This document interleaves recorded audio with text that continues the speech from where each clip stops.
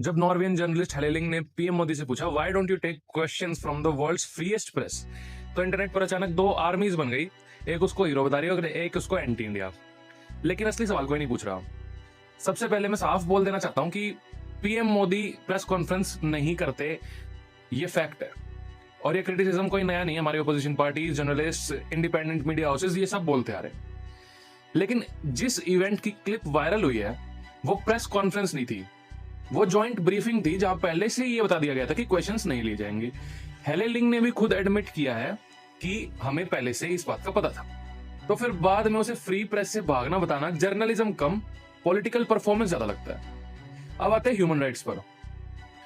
Bharat perfect नहीं है, बिल्कुल नहीं है। 1.4 बिलियन लोग रहते हैं यहाँ पे, वायलेशंस होते हैं, कभी सोसाइटी फेल होती है, कभी सिस्टम फेल होता है। लेकिन क्या नॉर्वे खुद पूरे तरीके से साफ है?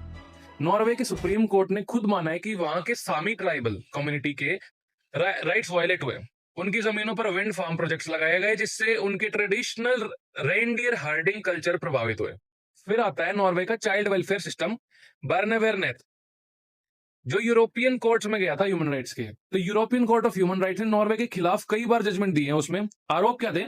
आरोप ये थे कि बच्चों को फैमिली से बहुत अग्रेसिवली अलग किया गया और बाद में पेरेंट्स को अपने बच्चों से मिलने तक की रेस्ट्रिक्शन लगाई गई। तो बात ये नहीं है कि इंडिया अच्छा है और नॉर्वे बुरा है, बात सिर्फ इतनी है कि कोई भी देश मॉरल सुपीरियरिटी का ठेका नहीं ले सकता। और सबसे आयरॉनिक बात, हाल ही में नॉर्वे न्यूज़पेपर ने इंडियन प्राइम मिनिस्टर को स्नेक चार्मर की इमेजरी में दिखाया। एक तरफ तो डिग्निटी और ह्यूमन राइट्स की बातें हो रही हैं, दूसरी तरफ इन्हीं कॉलोनियल स्टीरियोटाइप्स का यूज होता है।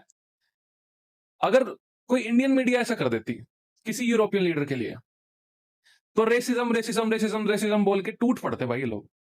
लास्ट में बस इतनी सी बात है कि अगर किसी फॉरेन कंट्री में अगर आपके प्राइम मिनिस्टर या एमई को पब्लिकली ह्यूमिलिएट किया जा रहा है, तो वो पूरे देश का ह्यूमिलिएशन है। इसका मतलब ये नहीं है कि क्रिटिसिज्म नहीं होना चाहिए, होना चाहिए, उसी से डेमोक्रेसी स्ट्रांग होती है। लेकिन फॉरेन क्रिटिसिज्म को अपना अल्टीमेट मॉरल गाइड मत बनाया करो। भारत की कमियों पर हमें बाहरी वैलिडेशन की या सपोर्ट की जरूरत नहीं है, हम खुद सक्षम हैं अपने देश की गलतियों को पहचानने और सुधारने के।